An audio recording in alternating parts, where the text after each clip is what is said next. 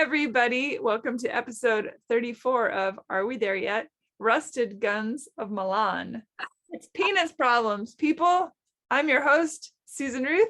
And I'm your host, Mara Adelman, and we are two humans having the conversations and raising those questions about where is there when it comes to dating, relationships, and sex. And we have a winner for this month for the Vibrators toy. It's Augustin Chavez. So congratulations, Augustin. Reach out to us using the email that I can never get right, but it's emailaudi@gmail.com. It's all listed below. And you can pick out your toy and yay. So don't forget, everybody, to subscribe here on YouTube, or go to Instagram and like and subscribe and do all the things and make all the happenings happen, and you will be entered to win. And we will do it until we run out of toys to give away. And congratulations, Augustin. Fun times. Yay. Great. So my penis problems, huh? Penis problems. Where's your there lately? Anything fun to report in the world? I don't have any interesting theirs. No. Although I will say that I took the penis problems quiz, and I was one of the questions was about bumps on the penis, and I said, "Oh yeah, go see the doctor." But apparently, sometimes penises have bumps. Oh, we'll talk about it in a little bit, and it's one of my favorites because I have so many patients at the clinic come in and want me to. We'll talk about it. I'm like, okay, they're just your normal bumps, people. My theory is I'm a little too excited about a guy, and I always have to remember to calm my tits. There's a saying, calm down. But I've known him for a long, long time, and we just kind of reconnected, and I don't know anything about his penis because so far we're just doing a lot of talking, which for me, I think we talked about this, like my love languages are quality time and affection, and we haven't had that really. We've just had a lot of talking, which for you love that, not emotional, the intellectual, yeah. Yeah. I mean, I have a couple of different things that I like on my on that list, but yeah. I mean, yeah, but like for me, normally, I guess what I'm getting at is normally for me, I don't get really Twitter pated or kind of wet below the belt by just talking, but that's happening. So I'm like, oh man, I'm screwed, because I also think he's adorable, which means physically it might work too. So anyway, that's exciting though. And we'll see what happens with that. I'm trying to do all the stuff I tell my clients, and we say on here, we'll see, calm down, don't get overly excited about it. But he's, either way, we'll be really good friends. We've known each other 20 years, and he's adorable. So there you go. Well, I wish you well on that. We shall see. And so penis problems. This is funny. There's little buckets, right? We've got size, erectile dysfunction, premature ejaculation, but we'll start with the penis size thing, because I was laughing that all of these things always come up. It's not the size of the ship, it's the motion of the ocean. It's not how deep you fish, it's how you wiggle your worm. And I find those things to be true. I dated a guy who's like, I have boyfriend dick. And I'm like, what does that mean? He's like, I have the kind of dick you could have sex with every single day. It's not too big, it's not too small. You're not going to be sore and chafed, but you're going to enjoy it. It's a boyfriend dick. I'm like, oh my God, you're totally right. I've never heard that expression. That's hilarious. Until he told me that, I also had never heard that expression. And he was right, because unfortunately, sometimes the myths are not true, because there's a myth that says the size of your penis is connected to the size of your hands or the size of your feet or your nose or your fingers. It's actually a myth that it doesn't hold true. But I did have sex with a giant who was like 6'10", size 17 shoes. And oh yeah, he did not have boyfriend penis. Like there is no way I could have had sex with him multiple times over a period of like, go on vacation for 4 days. And so that's a little, you don't want it that big. But as a very tall girl at 5'8", it was so nice to feel small for a little bit. Going dancing with somebody who like is so much taller. It's like, stand back. I don't know how big this thing is going to get. A little bit, like what? But also, and this holds true for a lot of people with larger penises, the larger it is, the harder it is to get the blood flow in there. Oh, totally. It's a lot heavier. Oh, if you fill that whole thing up with blood, they're going to pass out. Yeah. They might get dizzy and pass out. You're totally right. So that is actually a myth, but I would not hesitate to say that if somebody is a very large person, that maybe they're going to have a larger penis than somebody who's very petite and small. But it is. I dated someone with a micro penis once. How big? Micro penis. I know, but like the micro, like tiny. And my only thing, and I think I brought this up on the show before, my only thing was I wish he would have told me ahead of time, Yeah. so that I could prepare for the moment instead of Yeah. the moment being in real time. Because I was like, oh, because you Oh, can't help it. It's not like I did it on purpose. I just couldn't no. help it. It's the same response I had when my college boyfriend took his shirt off and he was super hairy. For the Right. first time I saw that, I was like, oh, I mean, you get used to it, but it's sort of like, oh. Yeah. Unfortunately, the guy had a micro penis, and he also, his personality kind of went downhill. He was, but so it was really more that. I'm sure he blames his penis on all his breakups, but I would guess. That is not true though. So here's the thing, because I mean, but we're talking micro, right? Like, Oh like, yeah, it was like tip of the thumb. I mean, it's been a long time. It was very small, That is almost like maybe there was some, I didn't actually, I'd have to research this, but that sounds like maybe like a very large clitoris, maybe. Yeah. No, that's what I'm getting at. Is it maybe Which is interesting because he wasn't, he was more, he wasn't like big, strong, manly type or anything like that. And I'm sure, I don't know a lot about micro penis, but it probably happens to all different, body shapes and sizes. That show Dave, for example, his character, as is the actor, and he's very open about it, has a micro penis. And there are plenty of ways to enjoy a sex life without, 100%. worrying about that kind of thing. I have But some it tips. was short-lived, so I didn't have a very long experience with that. But I've also been on the other side of the spectrum, and that can be very uncomfortable. Yeah, I know. So all you men out there with average penises, which is like 5 or 6 inches, or 5 or 5, that's okay. Own it, baby. I slept with somebody who wasn't micro penis, but was smaller than I had been used to, but he actually really, he knew how to wiggle his worm. So it was fine. That is interesting though. I'm going to research micro penises. I don't know enough about it, but I'm assuming, in utero, that all starts out as the same, like the Yeah, same. we're all girls or whatever. Clitoris, we're all girls, it's the clitoris, and then it forms into the penis. So maybe maybe his mom was on some medication. Something could have happened where he didn't fully form, which is interesting. Whoa. Also, there's a surgery. It turns out, I did not know this either. You can have a penis extending, enlarging surgery.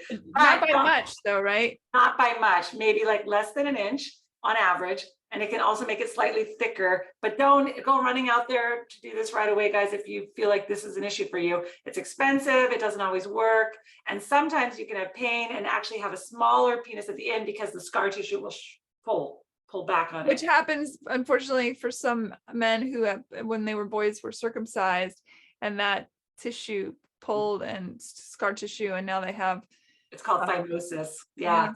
I've had a couple adults come in like in their early 20s, and they said when they get and it's a tighter foreskin, it's called phimosis, and where the frenulum attaches. And they said when I get erect, I can't get fully erect, and the head of my penis won't come out, and it's uncomfortable. They have to have an adult circumcision.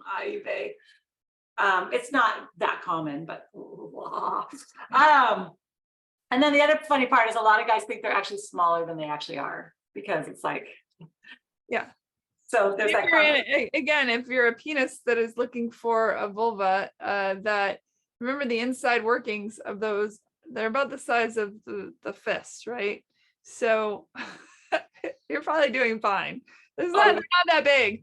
Well, also most women's the canal, I mean. Yeah, no, totally. And most of the nerve endings and everything to the clitoris are like more in the beginning area.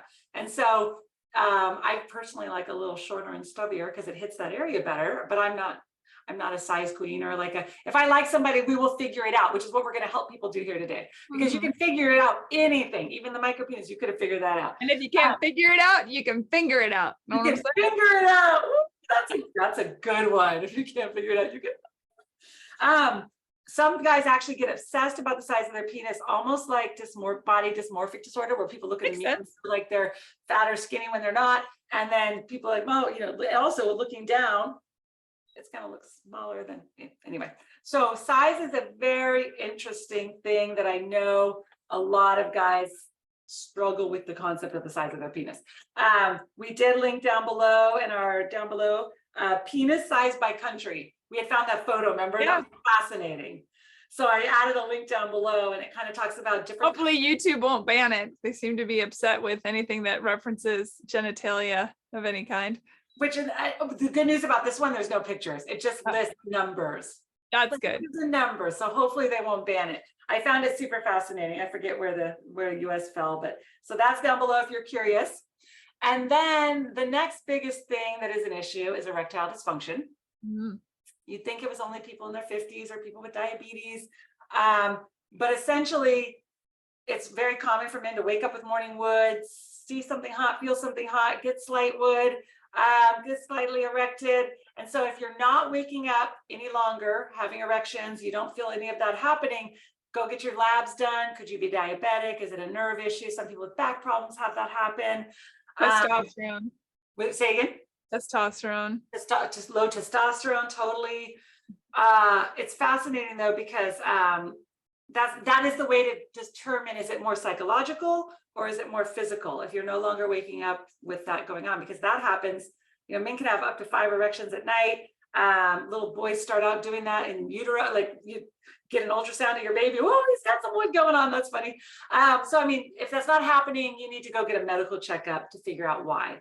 Yeah, totally normal for little tiny like babies and young children to have erections. I have nannied my whole life through college and all through my high school. And the first time I was like, what is happening? And then I learned from, asking questions that, oh no, it's totally normal. 100%. Okay, cool. Because that freaked me out. I know. You're like, what just happened? I was changing the diaper. What is happening? Yeah. I worked in daycare for years. I think I remember the first time having that same initial, whoa. Like, whoa, what? Not normal, not normal. Yeah. So, your doctor can check all of those things. And so, I was looking at what I wrote, which is funny. I had never thought about, I didn't remember putting that there. Your penis may pull back during exercise or when you're anxious. And so anxiety is a very large reason for erectile dysfunction, but I never thought about exercise. It's because your body's moving all the blood flow where it needs to be to fight or flight. So anxious, why would your blood be there? It needs to be in your gut. It needs to be in your brain, ready to go, ready to fight. And so a lot of men, the biggest reason they have erectile dysfunction is up here. I've had partners have that happen. Young partners. Oh yeah, for sure. And the thing is we live in a society that just throws medicine at the issue, right? So I would encourage people that if they're experiencing that, to perhaps go and talk to a medical provider, because maybe you can get to the bottom. Maybe there is an underlying cause, and just taking Viagra or Cialis or whatever it is to give yourself an erection, and not know why is, you could be missing something important. So that is so valid. Also, if you look at the whole picture, get to know somebody, meet them, talk about it, talk about likes and dislikes.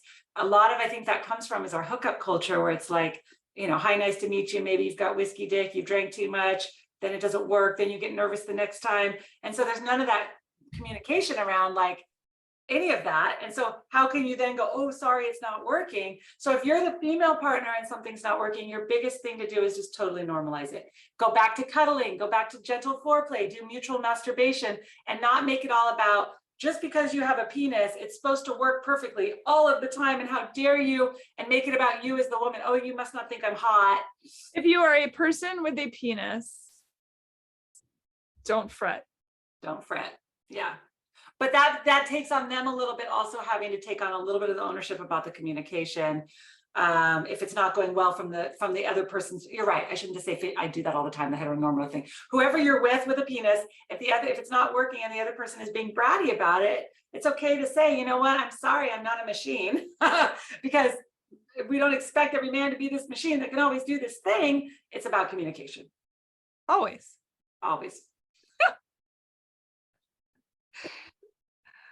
And what about ejaculation? Oh, premature ejaculation is usually the next most common thing I deal with as a sexologist. So it's usually erectile dysfunction followed closely by premature ejaculation. And there's that saying from Matthew Hussey, one of our favorites, competence grows confidence. So the more you can take some of these tips and get more competent in having your sexual activity last longer than a couple minutes, the more confident you will be. And it's all a cycle. Again, erectile dysfunction, as soon as it doesn't work, the brain is going, it's not going to work, it's not going to work, it's not going to work. It doesn't work. Premature ejaculation, oh my God, it's not going to last long enough. It's not going to last long enough. it doesn't last long enough. And so you've got to learn to be confident and get it to go a little bit longer so then you can feel confident and stop the cycle. So it's actually really common. 60 to 70% of males at some point in their life have had premature ejaculation. The biggest reasons are anxiety. So performance anxiety, that bad feedback loop that I was just talking about, where it's like, it happened once, it's going to happen again, it's going to happen again. Oversensitivity. So some people just have a lot of sensitivity in the nerves in the end of their penis. A lot of people, especially if they're uncircumcised, because you've got that friction from the foreskin, and now it's like a sensitivity thing. Excitement. So if you're with a new partner, you're going to have way more like, oh, this might happen too quick, which It's a juice box. all those movies where they're like dry humping. Oh, sorry. By the way, 2 minutes of great sex is better than 30 minutes of terrible sex, in my humble opinion. So true. So true. Plus, if you're doing enough foreplay in the beginning and everybody's hot and heavy, the sex doesn't have to be the final act. You can also have more foreplay, and a lot of people have a really good refractory period where they can go again. So it can be like a more of an experience versus this. We had some foreplay, we kissed, we did it, and we had sex for dinner, right? And don't be afraid to bring toys into the situation. Toys into the situation. So, some people have it from like it's called primary, from the very first time that they've ever had sex, and it's always been an issue, versus acquired. If it comes out of the blue, go see your doctor. There's some testosterone, thyroid issues. If it came out of nowhere when you were fine before, medications, there's stuff that can, so you should go see the doctor and get checked out. Oh, even having like prostatitis, so like an infection in the prostate gland can sometimes lead to like premature ejaculation, because it's like inflammation, pushing it out. But there are solutions for this. So this is my favorite, because if you work on all this stuff, I've had clients get this kind of resolved a little bit. They got more confident, they grew some confidence. So there's squeeze therapy. So when you're having sex, if you feel like you're about to have an orgasm, you pull out and squeeze the head of your penis. Again, that takes some communication with your partner. So they're like, what are you doing? You say, explain to them, like, I'm working on trying to last longer. And this is a part of the thing, is that if I pull out and you squeeze, it changes the sensory from the brain to the penis. And it's almost like a reset. And then you can go maybe 2 more minutes. That's fun. That came from Masters and Johnson's. Discovered that when they made the movie Masters and Johnson. If you haven't watched that, it's a super cool movie. And so 50 to 80% of people can actually overcome premature ejaculation by using that method. They can overcome and then undercome. God, you're so good at the puns. First they overcome, and then they will undercome and last longer. You're so cute. Oh my God. And so the other methods are edging. So like stopping, starting. Which is hot. Oh, it's so hot. Any man out there that thinks it just has to be that rabbit. Any person. Sorry, person with a penis. Anybody who has a penis who thinks it needs to be like rabbiting and this whole porn thing. My favorite actually is when somebody says, oh, I need a minute, and just you're like together and they're still inside you and you're just chilling for a minute. That actually causes people to be more connected. If you're trying not to feel oxytocin and get connected, don't do that, because it's actually going to make it harder.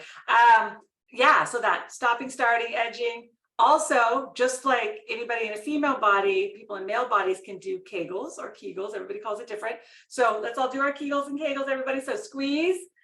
Pretend like you're going pee, the phone rings, you got to jump up, you can't answer the phone. Squeeze that muscle to stop pee. Also, don't answer the phone, but yeah. Don't answer the phone, but yeah, but that's always my example of like, it's an emergency, stop the pee.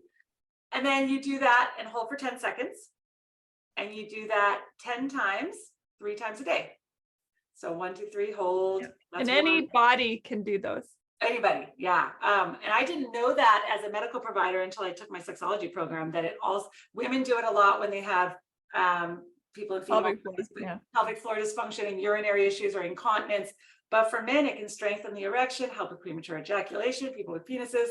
And for example, if you do it, it'll do, it's the muscle kind of, we don't get that. So we can do it and nobody. That's inside. Yeah, we're doing it right now. No, but for us, it's more inside, and we can do it and nobody even knows we're doing it. I'm doing it right now too. So there's a great TikTok of a woman that she sets the Kegels to music, or it kegels to music. Is it Kegel or Kegel? Is it Kegel? I like Kegel better, but some people call it Kegels. Okay. Well, anyway, she sets it to music and she basically squeezes her hand or does this or whatever, and you can, rock along with her and follow her thing. They're long and short and fast and slow, and it's great. It's like a little workout for your insider bits. It really is. And also a good secret for anybody who will all of a sudden, that feeling of like urgency, like I have to pee right now. If you do 3 super short Kegels, boop, boop, boop, it'll relieve that urge a little bit so you don't pee your pants. But also, you should urinate when you need to so you don't get a UTI. Yeah. You're standing in line at like the... Oh, yeah. You're at a music festival in line for the porta potty. You're screwed. You better do a couple things to make sure you don't pee. When you have an appointment with a politician and you really got to save up. Oh, save up. Oh, save up the pee so you can pee on them. Oh my God, you're so funny. I caught that one. Sometimes you're too witty and I don't catch it. That was a good one. And then there's so also people who deal with premature ejaculation should work on yoga, deep breathing, meditation, calming their central nervous system. Valsalva movements where you kind of bear down a little bit can also help because it tricks the vagus nerve and tricks the nerves in the penis and kind of resets.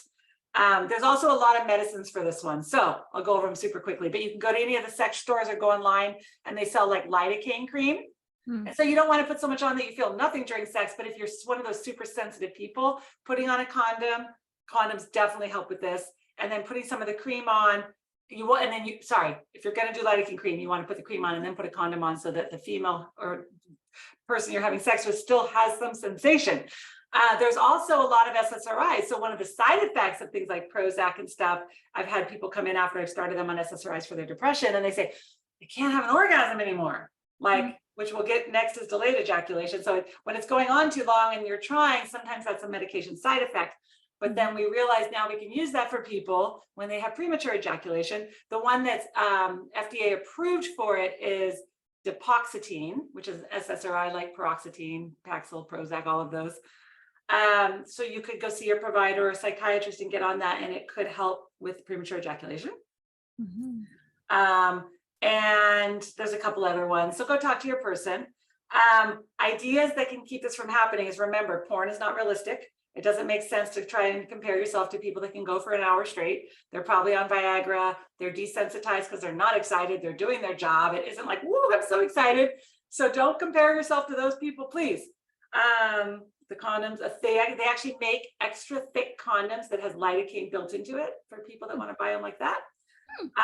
My favorite concept, like you guy with the micro penis that you talked about, they make penis extenders for I think for the trans community, for anybody essentially, but it's like a plastic thing that goes on over a less than erect penis, and so you can continue to pleasure your partner even if you've already had an orgasm. So if you last for 2 minutes, but then you can put that on and still love it, moving forward. Innovation will save us all. It will get us all good orgasms eventually, right? God willing. My new toy does. I keep telling everybody to buy that.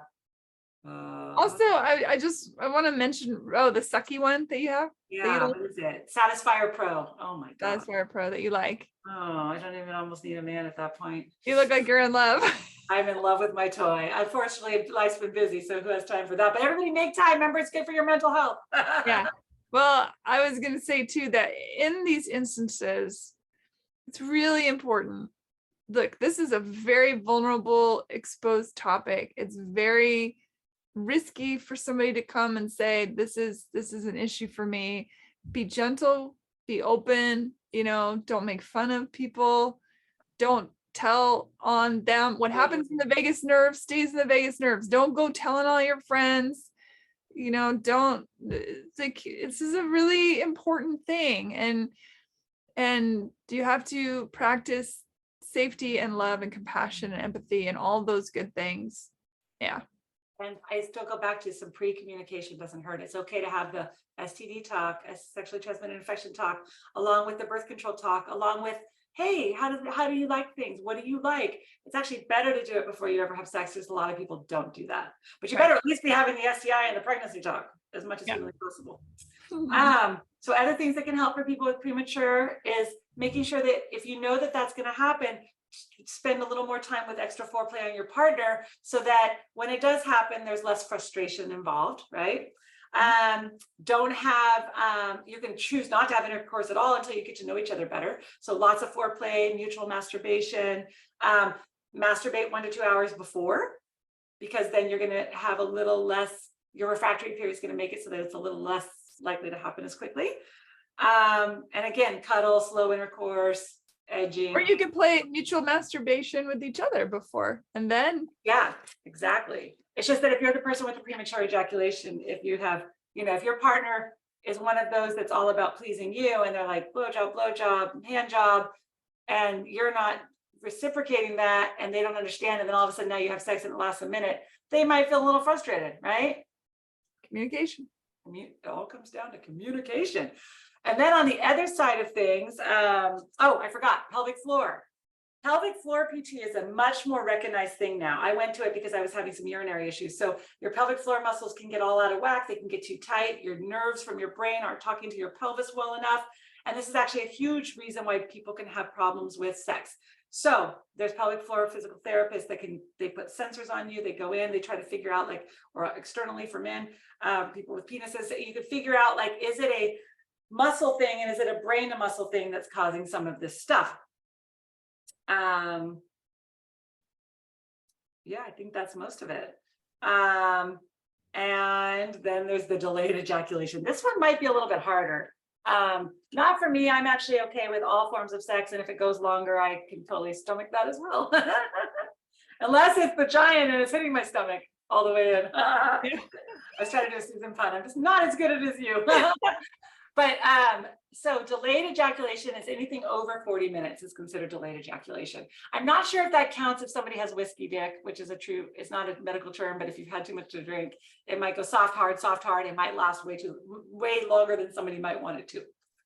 Have you ever had anybody last longer than 40 minutes? Yeah. 40 minutes? I don't know. That seems like a really, really long time. Yeah. I have. Which is straight up sex. It just sounds chafy. I know. So if that is happening to you, the answer is always lube for any of these things. Yeah. Stop and put more lube on, use more lube, because it also increases sensation, which might help that person have an orgasm.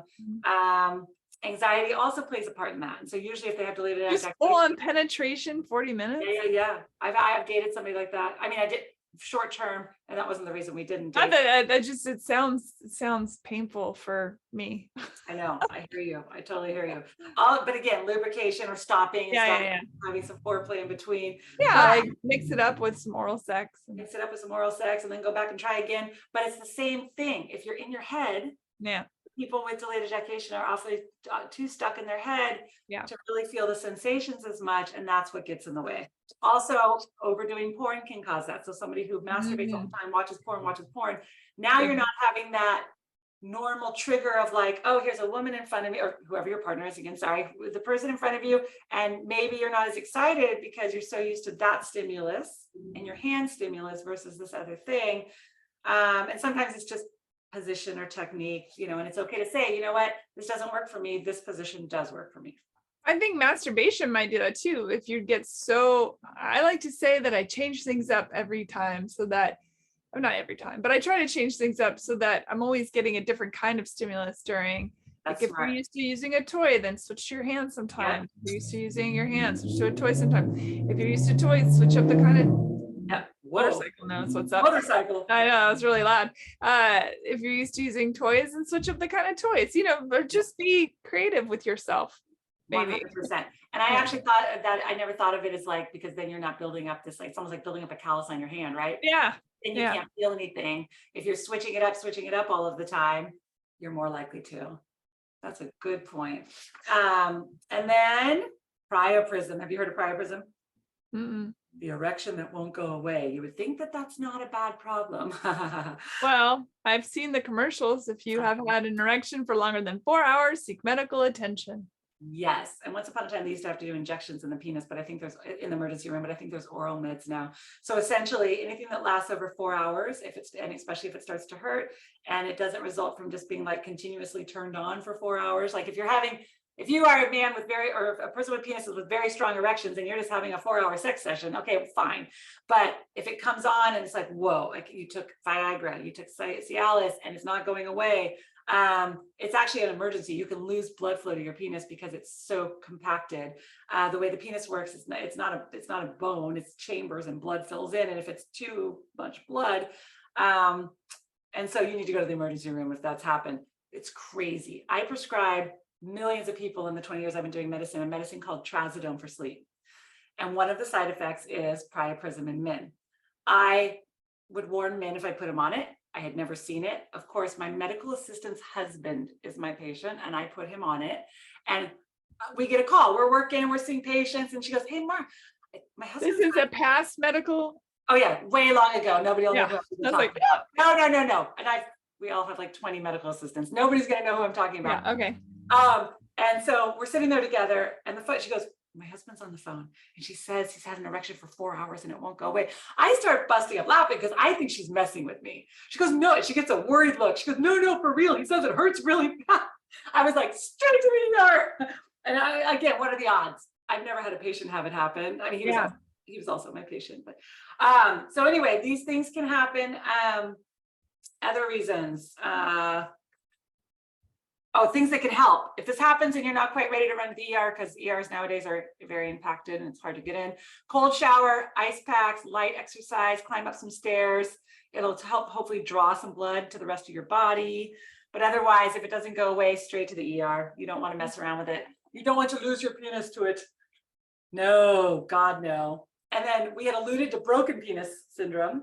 It really does happen. It's not that common, but I was having sex with somebody once on top and I came down a little hard and he was in pain. Luckily it didn't go crooked because you can end up with like literally a penis that's broken and then you have to have surgery. Have you had it happen?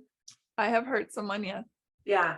I've heard but not broken it, but certainly bent it and heard a yowl. Yeah, I broke someone's nose once by accident too during sex. Oh, it was an accident. I didn't. You were feisty. What'd you do? You came back and headbutted him. It was a pelvic thrust, a little too hard of a putt. I was enjoing myself. Oh, to be fair, he had broken his nose in the past, so I think. During oral sex, and you probably. I didn't know I'd broken it, and when it was nighttime or whatever, and somebody got up to go to the bathroom, and the light came on in the bathroom, and I was like, ah! What the fuck? Blood everywhere. Oh, that's no idea. Best story ever. No idea though. So yeah, sorry. Whoopsie. And he had it broken before, so he didn't feel it quite as much because he didn't know he broke it. He just was like, oh, but he, bless his heart, just kept going like a champ. He won for the team. Hey, that's what we like to see. I don't think that he realized it was bleeding profusely all over us, but what are you gonna do? So that has happened. Although I have a friend who their friend is a guy who was getting married. He was getting married, I think, like the next day, and they were working on a logging trail. This is in Washington State. This was years ago, and they were loading the logs, and this guy who was getting married was leaned up kind of against the log when another log was coming down. It got smashed. They nicknamed him Smash Bone Hammerpeen, and he had to go to the emergency room, pretty much ruined his wedding. I think he made a full recovery, but he could have lost his penis that way. So be careful with those penises out there. Oh, that's so funny, because in a minute I was going to talk about ER visits for stupid sex tricks, and you just named two that I had even never thought of. I never thought of oral sex breaking a nose, but it's not really the penis. And that poor guy, so yes, it usually happens when you slip out during sex and kind of and surgery. Yeah. If it's truly broken, you need surgery. Yeah. And then you had it's weird because it's not a bone, but there's blood vessels and the chambers and the muscles in there won't. Oh, not good. It's I totally forgot one for erectile dysfunction. They have much better penis pumps now, the internal. So they used to you get an internal thing and you kind of squeeze your testicle in it. And you can still have sensation. Oh, and I forgot another one. Also, they make external penis pumps for people. And if you put your penis in there and you pump, it draws blood flow, and then you stick a cock ring on and now it stays hard. I knew I was forgetting things. But the lumps you alluded to crack me up. So at the base of the head of the penis, the corona, are a bunch of little tiny white glands at the base. So if you have a penis look, if you're with somebody with a penis look, sometimes they can be a little smaller, sometimes they can get a little bigger. It never fails. I have had so many people come into the clinic, males, and say, oh my God, I have an STD. And 99% of the time it's after they have cheated on their partner. And they are obsessed with their penis now. They're staring at it. There's something wrong. And no matter how many times I tell them, I have to pull up pictures on the computer and show them, this is a normal part of your body. They're so freaked out because they feel guilty because they cheated.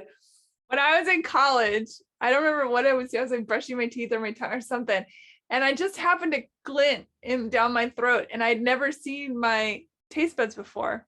And I saw all these bumps in the back of my, because they get bigger, you know, as they go back.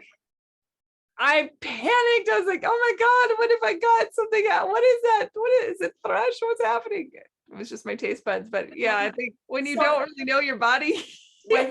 Hey, even me as a medical provider, I was going through something a little bit ago, and I was like, if I can't diagnose myself, I freak out because I should be able to diagnose, although it's very hard to self-diagnose. It just is. But that's my job. And so, yes, when you see, and then the reason I like it when that happens is it reminds me that there's a million people out there who don't understand their bodies.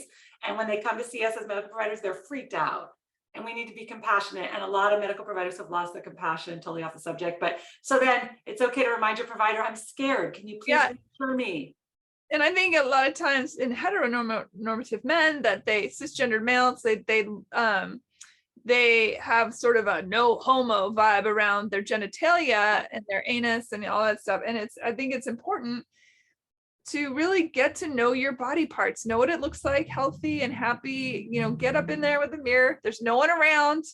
No one's going to judge you. Look and see what all your bits and pieces look like up close and personal. 100%. Get to know it. Get to know it all. Anybody who's had a prostate massage is like, oh my God. It's not, I mean, the rectal thing isn't my favoriteest thing, but like if somebody wanted me to do that, I mean, you can use toys. People with prostates are like, holy cannoli, like the best orgasms they've ever had. Of course. If you're scared to try, just think about it as like, do you want the best orgasm you've ever had? Maybe. God gave us multiple orgasms. God gave them a prostate. Yeah. To be milked and to live in. Yeah, all of the above. And so ER stupid tricks, you already named a couple. That's hilarious. So I'm a super young medical person. I'm an ER tech. I haven't even gone to PA school yet.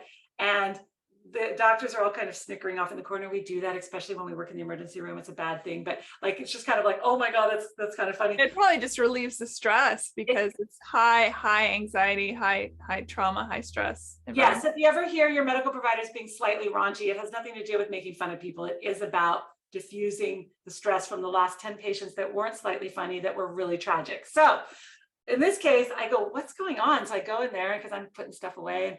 And there's this really cute young Hispanic couple, and they had said, oh, he has lacerations on his penis. And then the young girl smiles, and she has a full set of like metal braces. Oh. She got his skin caught in the edge of the metal brace and then had to pull apart and left the laceration. So if you have braces, be very careful. Maybe a condom over it, or just be careful. Could you imagine? It's like getting it. Oh, I'm sure guys get it stuck in the zipper. It's like that. Oh, people with penises get it stuck in the zipper. Aye. And then we had a guy one time come in. He was masturbating with like a metal, huge, like picture like a nut that goes on a screw, but a big one, like for some big machinery part. And he had lubed it up and was using so creative. it. Yeah. Then he got super erect. And then it was stuck on there, and he didn't have a car. So he rode his bicycle to the emergency room like that. And then we had to call the fire department to cut it off because we couldn't get it off. I know. There's the motorcycle again. Always at the good time. Hopefully he doesn't have anything stuck on his penis and he's racing to the emergency room. Oh, my mom has a book. It's about emergency room x-rays and sexual natures of things. And people get very creative. Yeah, which is okay. And end up in the ER. Well, it's not okay when it's stuff that's going to hurt you. So just be aware. Going back to that, the big things that hurt you. Don't put anything in your butt that doesn't have a base, and don't put anything on your penis that's so small. That's why they make special cock rings that easily come off. So those are fun topics. Sorry for anybody who's listening who has a penis who we creeped out several times, but it's good to understand these things. And of course, we link down below. Oh, I forgot another one.